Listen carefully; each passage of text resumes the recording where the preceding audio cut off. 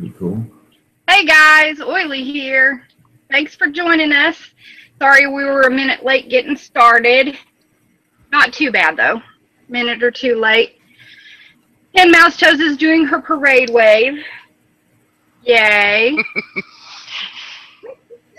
And so today we've got the Oklahoma Prepper with us, Mouse Toes, Penwoodsman, Squib Load, Hawaii Volcano Squad, who's holding up an Eton something rather. It looks like a charger.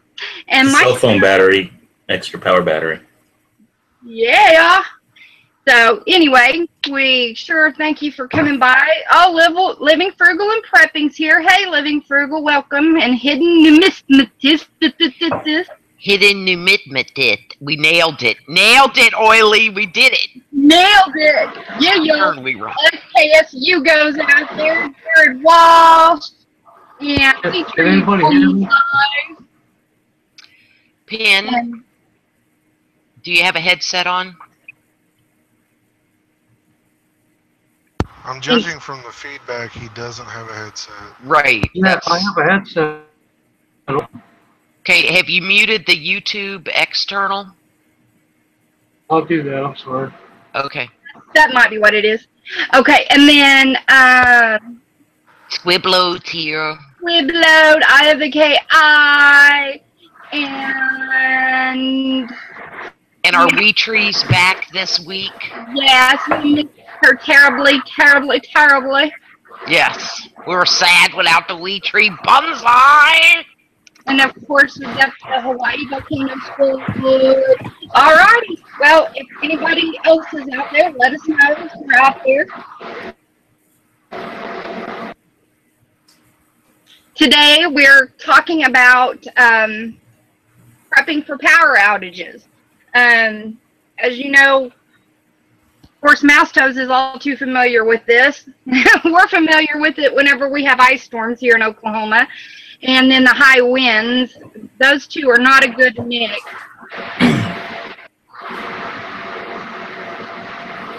Pin, you still got, say like testing 1, 2, 3. Testing 1, 2, 3. Okay, much better. Yeah, that's fine. It's just weird. It's like moving around kind of sound. Yeah. You've got like some kind of background noise. Yeah. Sorry, guys. I always turn my microphone off because I go leaving it on, if you understand what I mean. Absolutely. NSA is watching. Because I got over 25 years of telecommunications, and I've actually installed spy equipment for all the ABC.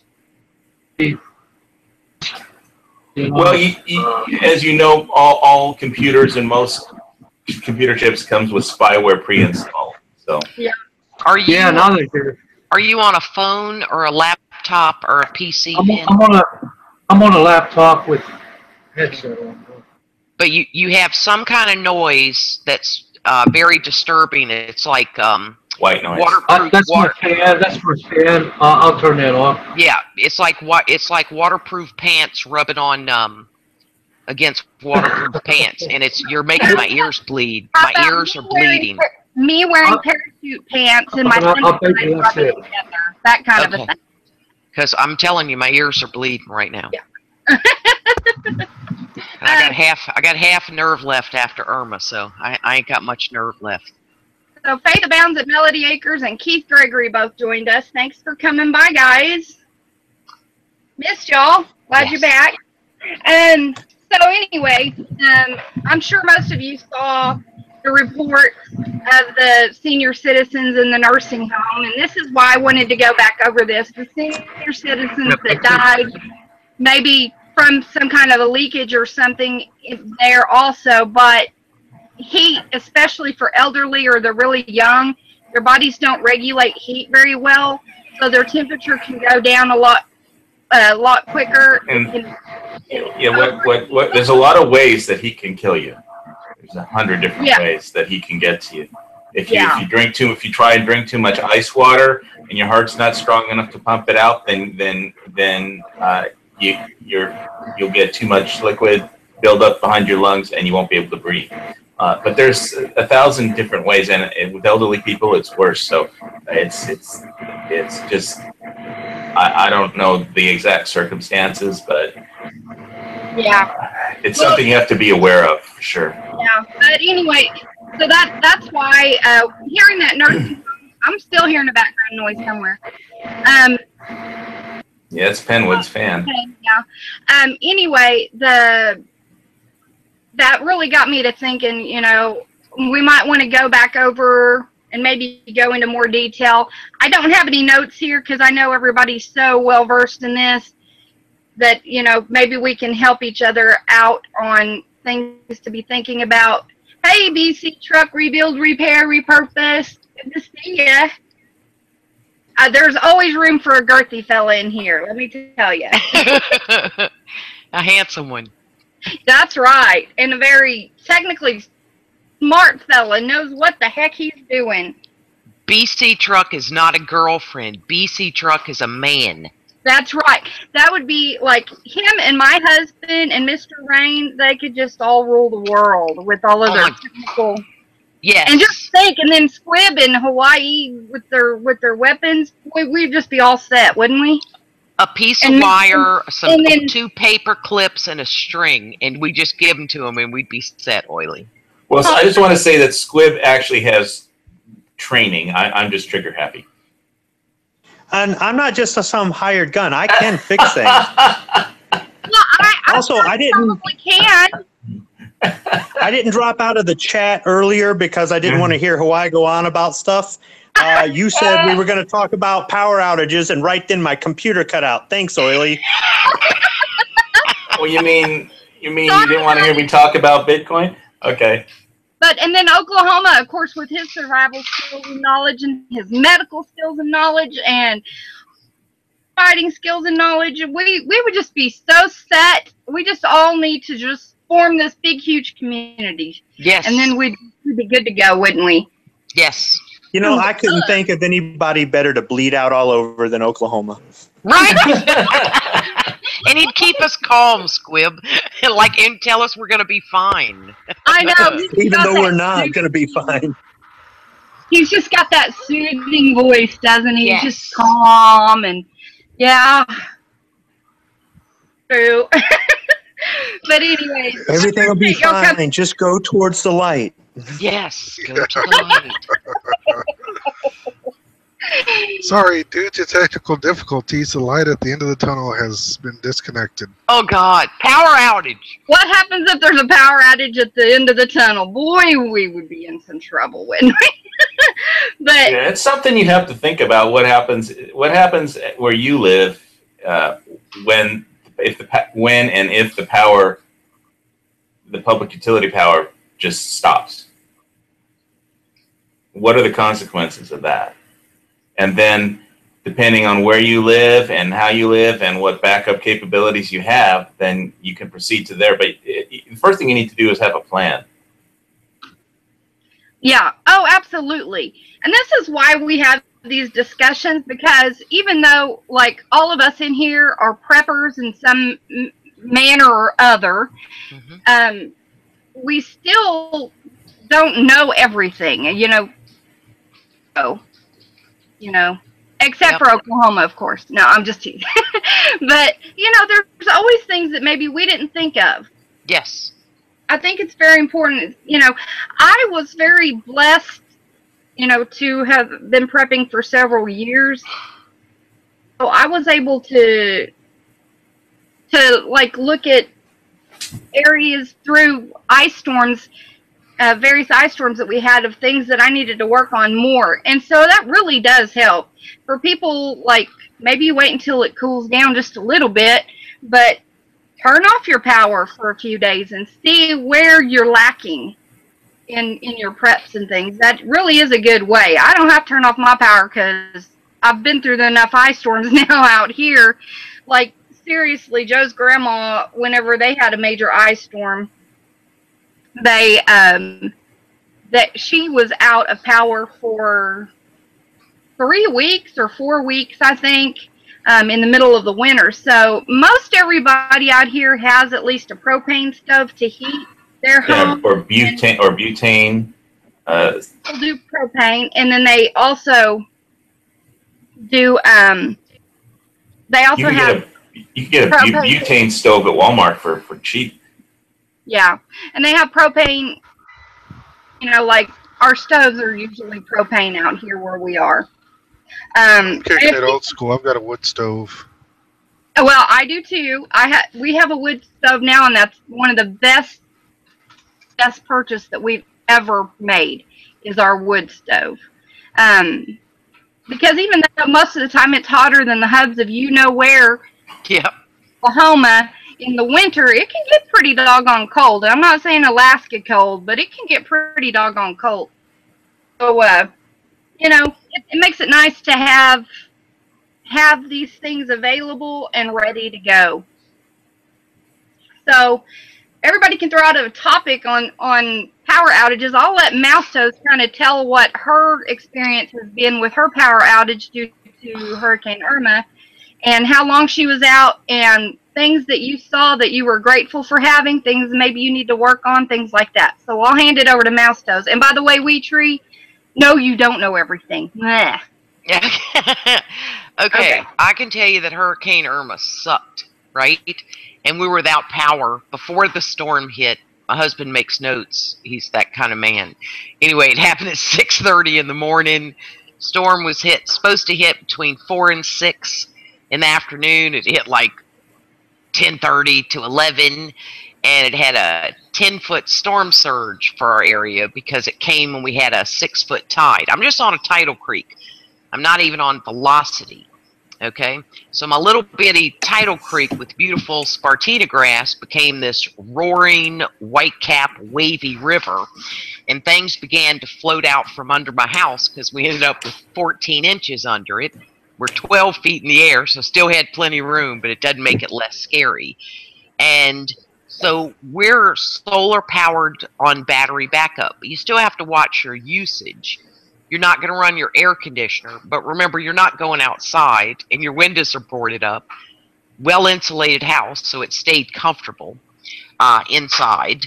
So you have like your corner lamp going, and you have to watch your 5 bars on your battery because I've got 2 fridge freezers, a chest freezer, a well I'd like to keep the water moving, and a septic that I'd like to keep the water going, and an RO system.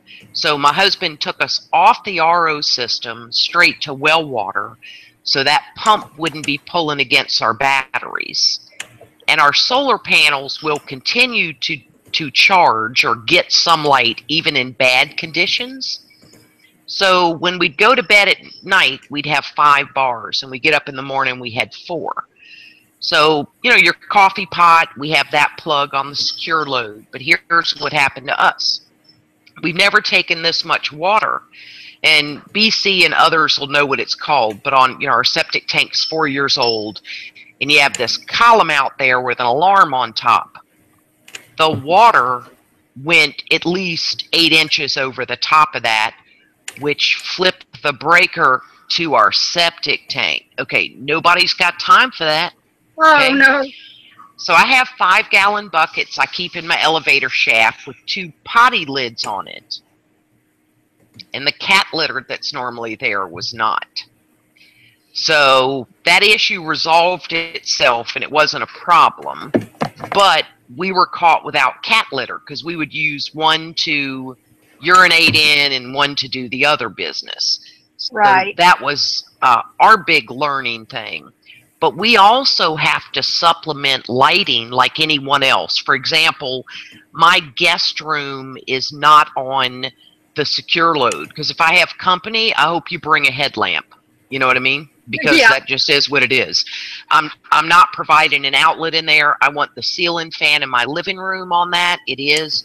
The ceiling fan in my bedroom's on it. The secure load. And then, like I said, where my coffee pot is, our microwave also. You eat an enormous amount of food during a hurricane when you got 105-mile winds pressing up against, 10 feet from the left of this recliner I'm sitting in.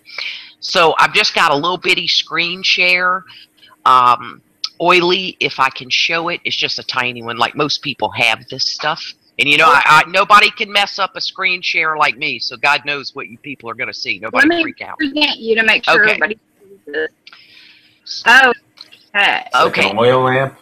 Yeah. None of our, hang on one second. None of our fluorescent lights work. So we have a fluorescent light over our sink. So I still have small oil lamps like you see there and use the odor-free lamp fuel. And then that little Energizer, the little red and white lantern that most people use, right, gives out an enormous amount of light because your windows are boarded up, and or even if it's dark, there's no moon because of the clouds and the storm. It is ink black out there. And our whole island and the whole beach was without power. So I'd use that lantern on the island. I could chop up onions. I've got gas cooking. And then your good old headlamp. But see to the right of that little oil lamp, that little light switch? Yes. My husband got those, and he has one under the house, and he has one in the outdoor shower. You turn that thing on, and it's run on AA batteries. It's more light than that red and white lantern. Where did you get that? Yeah, he got it in an Ace Hardware. I went in like 4 weeks ago because one of his fell off the shelf in the shower and, you know, got in water. And so I went back to Ace. I said, it looks like a light switch. And they said, oh, we don't have those. We never did. So my husband goes in a couple days, comes home with 2 of them. They had them. They just didn't know they were there. But so it's a NEBO, and that thing ruled. I used the guest bathroom. My husband used the master. And I just kept one. I have a little slip-on light that I put on a bill cap or something, and I used that in that bathroom to turn it on so I could close the door. Okay, did you say you were cooking with some kind of flame inside and there's no, all your windows are boarded up? Yes, because I have to eat. So, but that little lantern, so we still have the same kind of lighting as anyone else. It's going to burn. Aren't you worried about carbon monoxide poisoning or something? If you No, because I have a vent fan over my stove that still works, and it's on the secure load because I'm not an idiot. I didn't live to be 60 being an idiot. I know, but there's people listening who may not, you know, completely understand exactly that. Right. You need to take precautions. Let me break it down for you. I grew up in New Orleans, Louisiana. If I lived through Camille, Betsy, a couple other ones, Hugo and Greenville, and I built a Cat 3 structure to Florida standards. Yeah, I know you know what you're doing, but you need to explain what you're doing to people that don't. Yes. Well, if you don't have gas cooking, you can't cook when the power's out. And if you have a gas stove, you must have a vent hood, right? Okay, right. So I don't know now. The danger is carbon monoxide poisoning if you don't. No, I grew up in New Orleans, Louisiana with natural gas stove, and when the power was out, the vent hood didn't work, and we didn't die. Well, you weren't boarded up in a with all the windows boarded up. We were boarded up. Sure, we were. How do you think? Why do you think we stayed through hurricane? So, well, maybe you did die. You're a zombie and who refuses to eat mac and cheese or something. So anyway, you still need the. I love the oil lamp. Gives a, and you know you can use a piece of cotton in that, and the wicks are cheap. Now the lamp oil comes in plastic containers.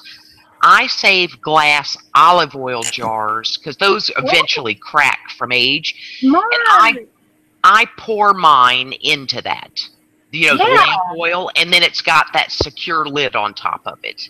That's awesome. Well, just for everybody's information, if you're an Amazon addict like I am, those 2 Nebo 6523 flip-it portable LED light with 3 AAA batteries, $13.20. I'm sure you could probably get it cheaper, but that's Prime, so there's no shipping on it. Nice. So that's real quick. Awesome. Yeah. I don't remember what I was doing. I don't know. All I remember is I went to the dollar store the other day, and I walked by Dollar General, and I walked by, and I happened to see those there. I didn't get a price, but it caught my eye because it's something I would use here for my prepping. So you can also get them, for those of you who are on a budget, don't want to spend a lot, maybe look there and see how much they cost. I've seen them there. And real quick, I have a few of those lanterns. I have actually several of those mouse toes. But when you say you can buy the oil, for those people that don't know or are not familiar, what kind of oil is it? Is it like just explain what kind of oil it is? It literally on the bottle, because I keep one empty plastic one, says unscented lamp oil. When we went through an ice storm in 2007, I think, or 5, I don't know where the hell I live, but it was Greenville, South Carolina. We had lamp oil, but it wasn't unscented. And after 8 days with no power, it was extremely irritating. Sort of like a scented candle will get to you after a long time. And that's the other point I wanted to make. The safety of the lanterns and that little Nebo switch is a lot of people use candles. I don't have a cat anymore.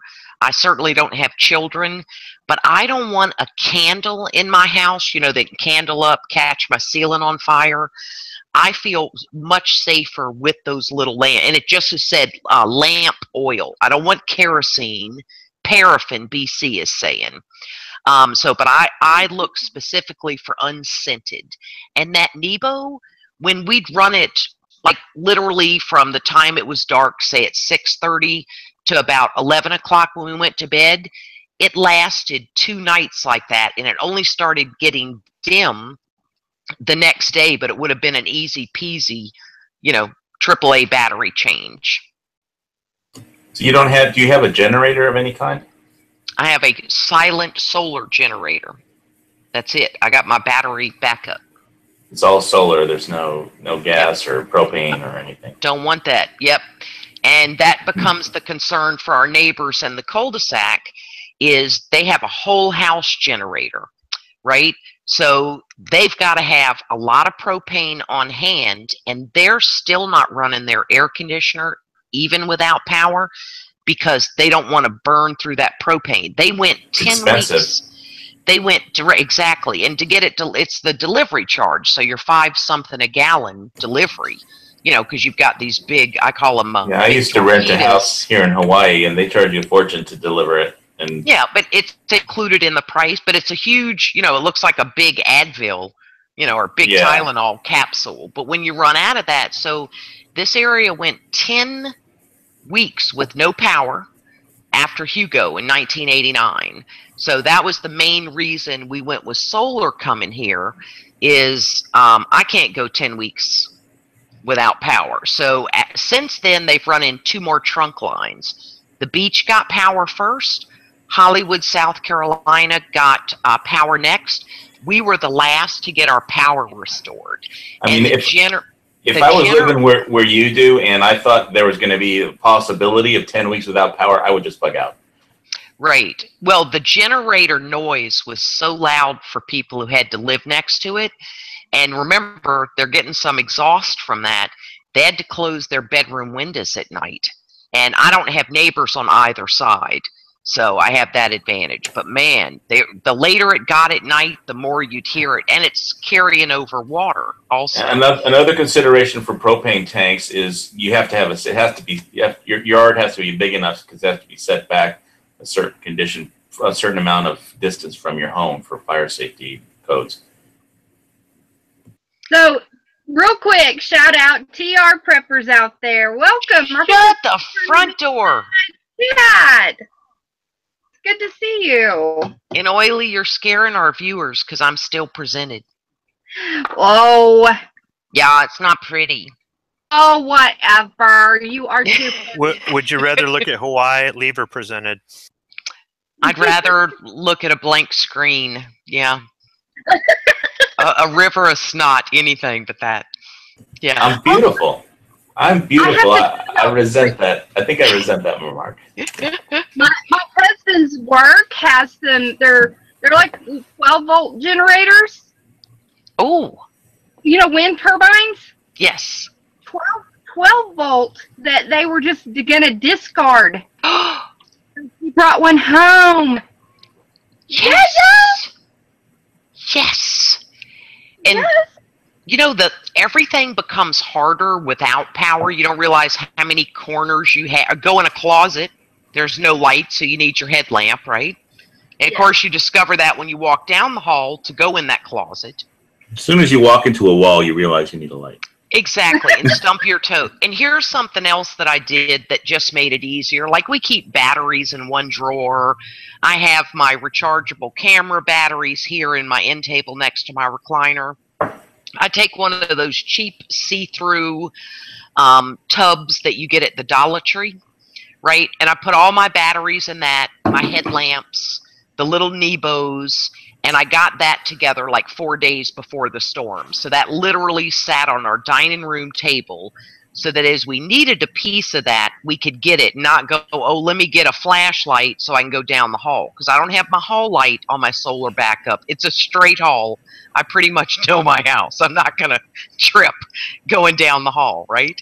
So, and that made it easier, just like having all the, what do you call them? Those little oil lamps. I had those in a box in my pantry. Oily and lamps. Of course, no oil in them, and then the wicks in there. But the see-through box really helped for, oh, I need the headlamp. Oh, I need a couple more AA's.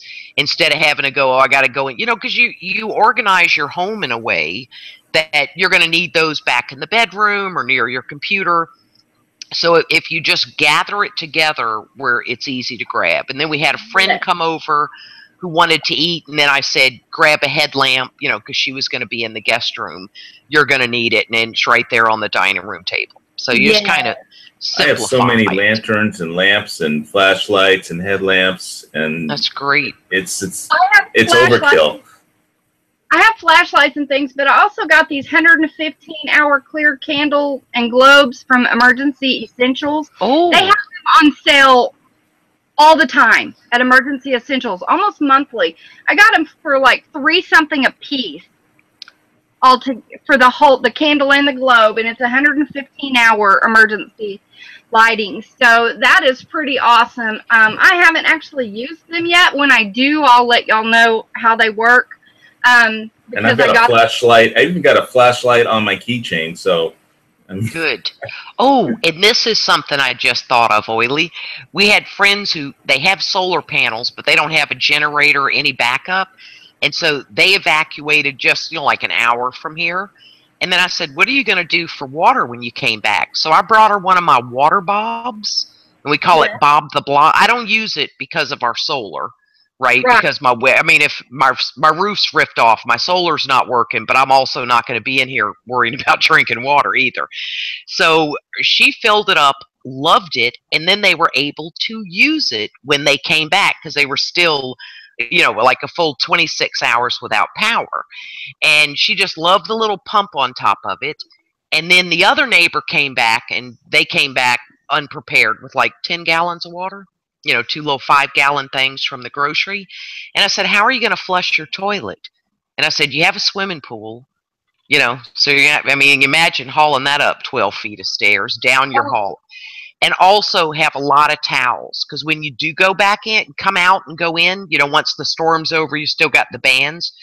Your legs are wet, your shoes are wet. Pick up any rugs you have at your door because they get soaking wet. And I just kept switching out towels. So that we kept our wood floors from getting damaged. Because you're going to go check under your house. You're going to go make sure your car, we move it out at the high point by the septic. You're going to do some wading out there once the storm is gone and you've just got basic rain.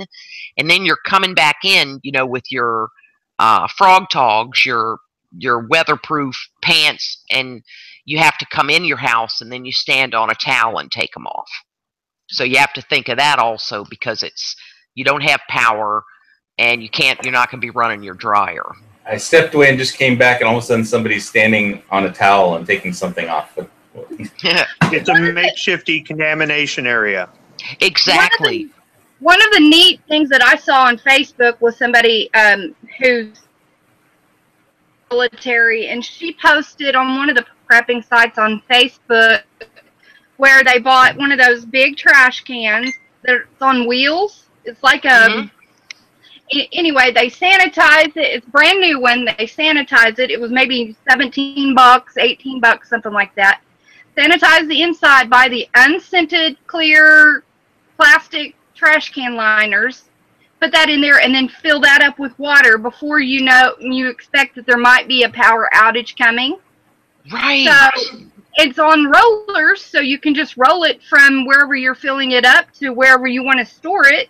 Has a lid, so you just flop the lid down whenever you're not using it. Dip whatever in that you're going to dip it in, you know, however you're going to dip it out, and there you go. You could get a couple of those and store. I think those were 32 gallons or something like that each, maybe even more than that.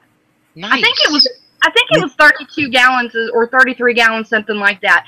So you can store a lot of water in there if you know an ice storm is possibly going to hit you, or you know a hurricane's coming, things like that. So that is really. You can go to a big box store like Home Depot or Lowe's, and you can get the Rubbermaid Brute trash cans. You buy the lid separate and you buy the caster separate. The caster, I know for the commercial ones, will fit the 44-gallon and the 55-gallon cans. They have the same locking ring on the bottom. You want to make sure that when you buy these things, you get them all together. If you get the lid from one place and the can from another, you'll end up with a 55-gallon lid and a 44-gallon can, and they won't match up. But these things are available commercially, and sometimes you can find them at the big box stores. And they come in different colors. You can get green, you can get red. You can even get them sometimes with college football logos on there if you want. If you just you go online and look, that sort of thing. But they're pretty tough. And the casters that Rubbermaid makes, it's just a round base with casters. So it's a dolly, really. I shouldn't call it casters. It's a dolly with casters, and it's got a locking ring. So the dolly has a male end, and the bottom of the Brute trash can has a female end. And they're really meant for businesses, but yes, they are absolutely perfect for storing water, and they're tough enough to hold up to it. Wow, that is great. You could, if you wanted to get fancy, you could get the casters that are the basic cheap plastic ones, or you can even get the fancy smancy non-marking ones if you want to pay a little bit more money. Yeah. TR said that if you don't have a septic tank, your septic could, or your toilets and stuff could quit working. Absolutely. Yeah. And you know what's interesting is a lot of most of our family around here didn't know how to, like, we are on septic, all of us around here, and because we're out in the middle of nowhere, and you know they didn't know how to gravity flush a toilet. So my bathroom when they'd come to see us, and because we had the only wood stove around, so that they'd come here, and we also had, you know, our water well hooked up, so if they needed to come down and fill their jugs or whatever, they could. And they would come down here, and I taught each of them how to gravity flush. You just get a big bucket of water and pour enough water in there, pre-fill them before the storm comes. Be in there. That's another good reason why to have a big trash can full of water, you know, to be able to gravity flush your toilet if you need to, or you could do like Matt has mentioned, you know, you can have the 5-gallon buckets with kitty litter in them, one for poo, one for pee. Which brings me, I talked about this photo I took outside of Costco of a septic company's truck. And we'll take your crap. I love call it the honey wagon, remember? Oh, boy. There it is. That's awesome. Water, too. We'll take your crap. When I pulled up to park at Costco, I saw this septic truck, and I had to take this big photograph. It was just funny. That is great. That is very praise good. God, BC. I'm so happy to hear that she's cancer free. That is awesome. Yes. Cool. That's giving God the glory for that. That's wonderful. And you know what's interesting about power outages? You think you've got things covered, but you don't know how long they'll go on. Right. And so you can't think, oh, I'll have like 2 days of batteries. get extra headlamps. One can break, you drop a flashlight, you know, one you hook on your wrist, whatever. I could have one of the lanterns die. And I like someone, I think it was a couple people mentioned that on eBay, they got like 25 feet worth of wicks, you know, for the oil lamps, different sizes, so they'll never run out, and that sort of thing. And one thing that both our neighbors forgot was, how are you going to bathe? You know, I like the shower wipes. I don't like baby wipes, but the shower wipes are nice. And most people, younger people today, do not understand, you know, how they're going to take a sponge bath. You know what I mean? Because you get sweaty. You know, that's what they're talking about in Florida now. The heat, you got to wear bug spray because and God. Wait, you mean in order to be a prepper, we have to take baths? Irma was so rude, she didn't even kill the damn love bugs. The minute that storm was gone, they all came back. And it was like, oh, kill me. Volcano Squad, do I need to bring up crotch rot again? Do we need to talk about that? Do we need to bring up crotch rot again? We already did bleeding ears. Yes, you need to bathe, okay? Yes. You need to find some way to keep yourself clean. Well, I know that Mouse Toes needs to bathe, but I don't have crotch rot. Or whatever you said. Yeah. No, I smell like a flower, a dead one, but I still smell like a flower, right? Yeah. So, yeah, God, I forgot about the crotch rot thing, man. That was important, though. You get chafed, people, and if you want, let me tell you, people down there in the Keys in Miami, they're going to be able to tell you about chafing if they didn't pack powder to come back with, because they are sweating like hose in church. Okay, and that elastic where those women's underwear meet, they're going to become one with the jock itch, and the drugstore ain't open. Gold Bond powder. I mean, they can't get it. The store is closed, and once you get the jock itch, you got that's the what jock prepping itch. is about. You know, there was some guy that they interviewed on Fox News who was waiting for food in a line because he was complaining that his 7-year-old, he didn't have any water or food. He was waiting in a line to try and get some water and food for his family. I was like, you're a grown man. You've got a child and a wife, and you ran the first day. You ran out of water and food. Hang on. Okay, first of all, you knew that hurricane was coming for 10 days at least. How can you run out of food the first day? Okay, viewers, this goes for everyone, okay?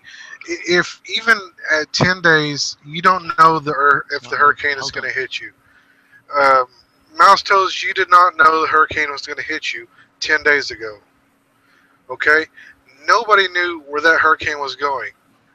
That hurricane could have come up the Gulf and come straight up to Oklahoma. Guess what? I would have been prepared. I'm prepared.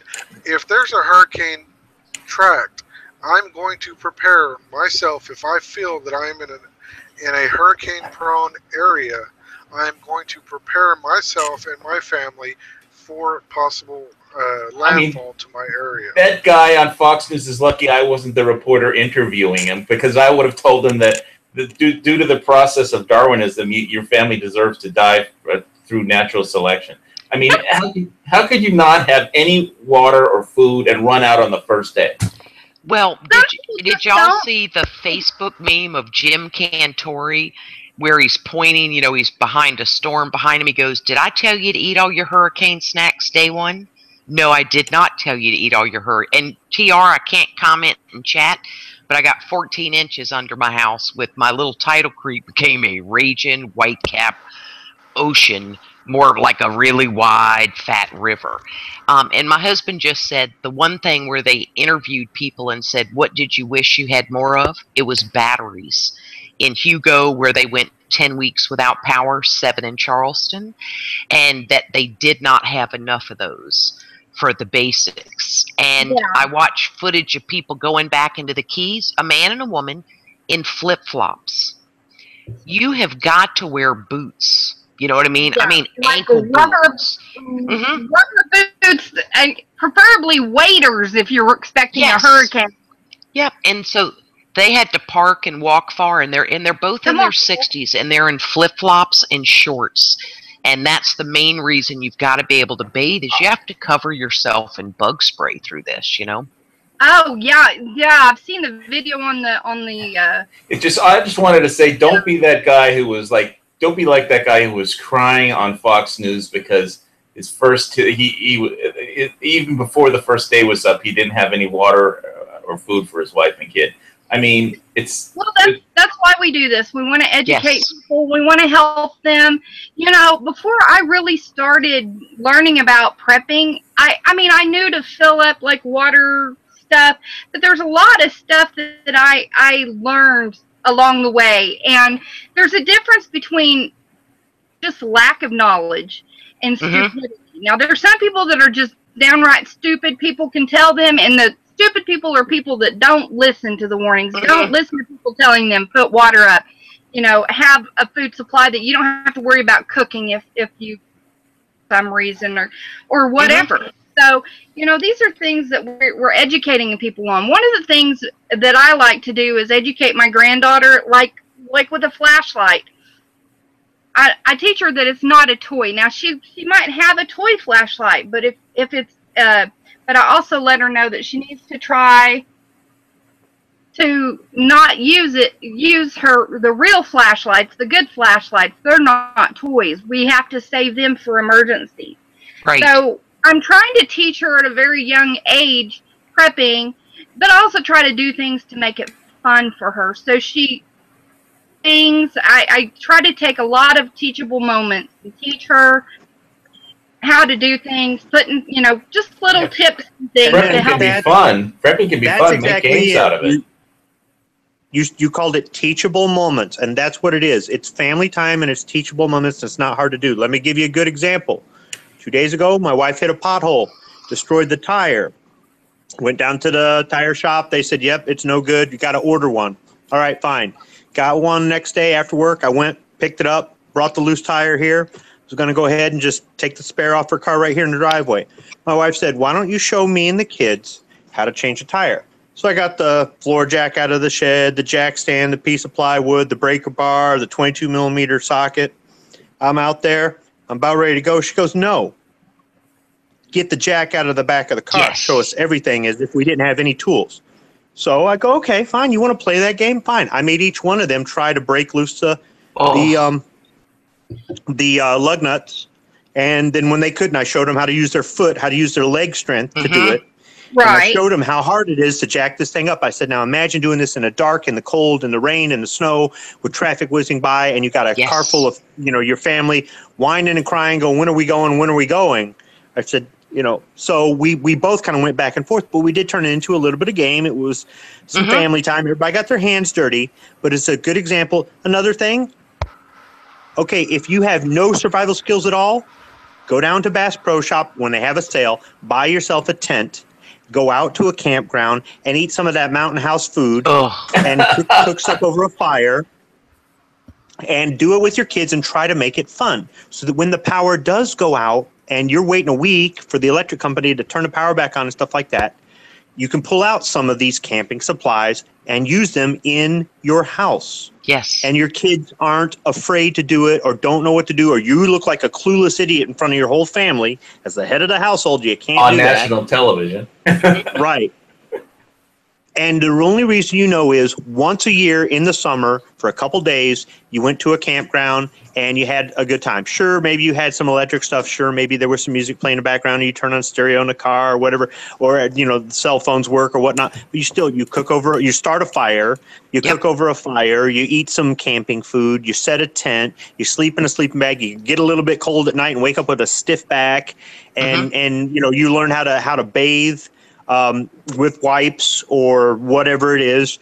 And you just and you can teach your kids, have some family time. You kill two birds with one stone, and then when there is something, you can survive within the safety of your own home. Yes. Teachable moments. And the other thing, a lot of people brought microwavable food, and the average person today does not cook anymore. I mean, I think we're the last generation who sat down every night to have dinner with our parents. So they're used to literally swinging into Starbucks in the morning, somewhere else for lunch, and then picking up fried chicken or something to come home. So they don't think about when they're doing 3 days worth of food in their house, how they're going to prepare it, right? You're going to lose like power. what happened to Panda Express? I mean, Exactly. They But can't why have get the box pizzas. of mac and cheese? Yeah, they're going to eat their, but they got to have a pot, right? If they've got an electric stove, they can't boil warm water. it. They can't cook it in the microwave.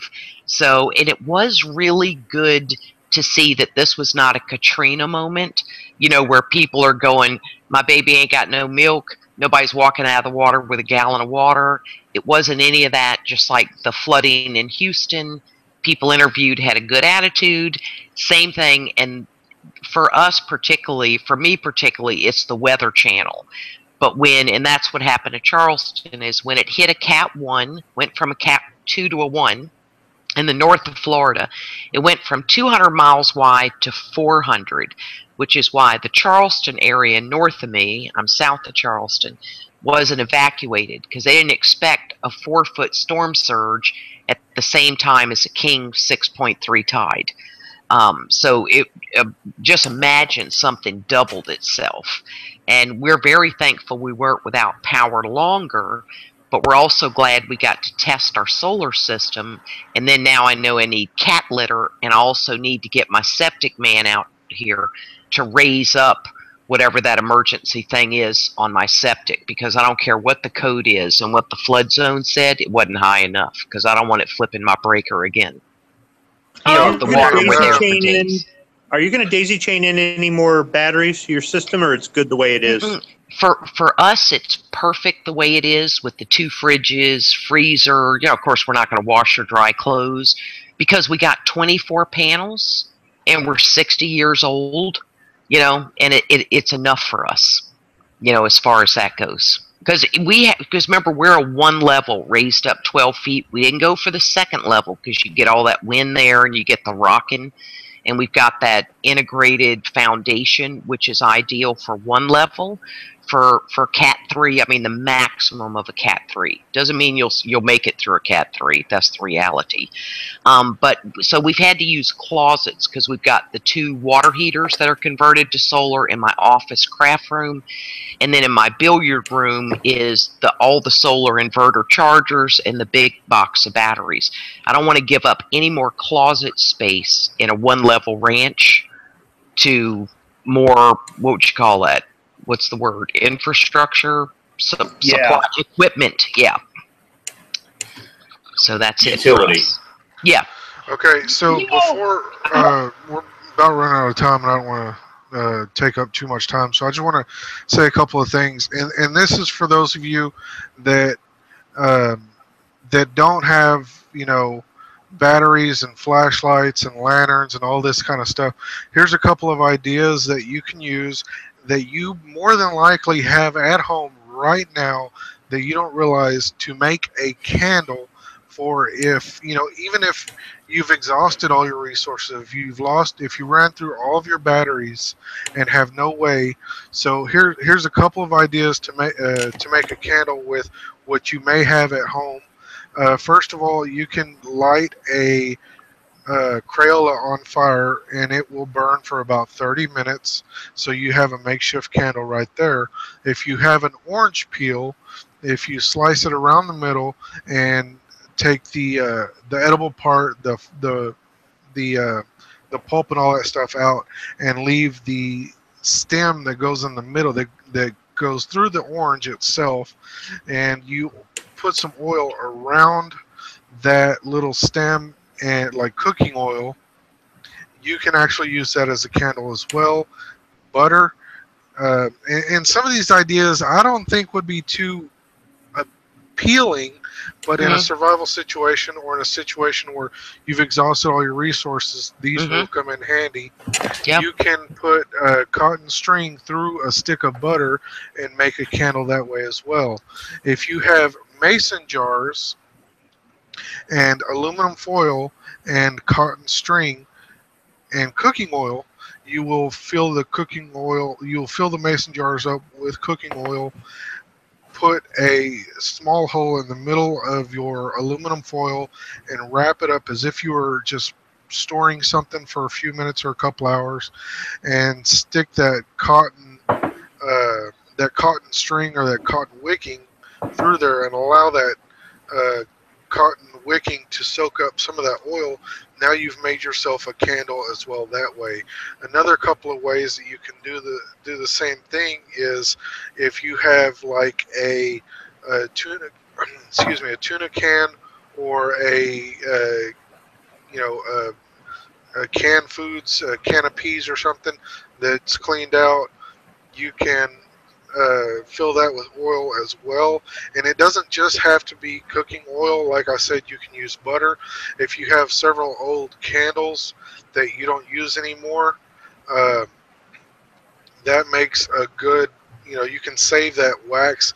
There's always still a little bit of wax left in the candles, and you can always save that into a mason jar and make your own candles out of that recycled wax as well. A couple other things that I saw on here, let's see, like Mouse Toes was saying earlier, lamp oil. Back in the day, when you think of, for example, the genie in a bottle, you get the old-fashioned lamp. And the reason they call it a lamp is because it was a lamp. What they would do is they would put an oil in there and cotton string, and they would set it in the spout and let that oil soak up in the cotton string, and they would light that cotton string, and they would have that handle, kind of like a gravy boat type thing, and that's what they made out of. Back in the days, they made their lanterns. All the street lights were oil lamps. But I want to say, just want to say, if you're, whether or not you're lucky enough to be Jewish, if you are, you can go. Whether or not you are, you can go to your local grocery store and go to the kosher section where they have like matzah and stuff like that, and they'll have Shabbat candles, Hanukkah candles, and Yartzeit candles, which are the Yartzeit ones. They're like 24 to 48 hour candles in a glass jar. They're absolutely awesome and they're not that expensive, and so. And Oily, Yankee's grandma Barbara is in ICU, and he'd like prayers for her. Yeah, I just told him on there that I was saying a prayer for him. What's her name? For her. Her name is Barbara. Barbara, okay. So I said a quick prayer, and I'll continue to pray after this is over too, Yankee. Just keep me informed on how she's doing.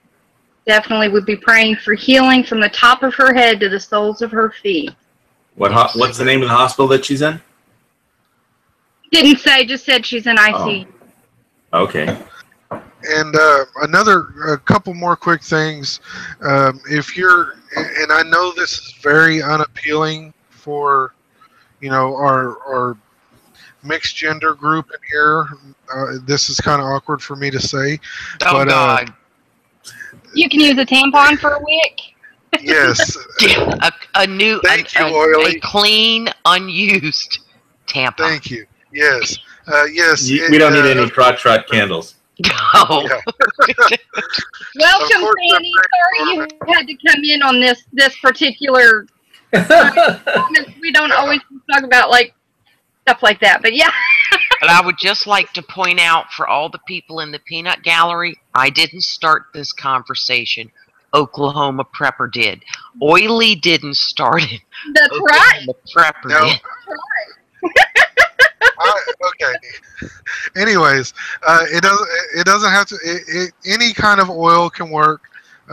As far as it's non-highly flammable, cooking oil will work. It is also flammable. However, as a firefighter, there is not enough heat in a single candle to cause a grease fire enough to destroy your house and possibly harm you. So there's a very low risk right there as well.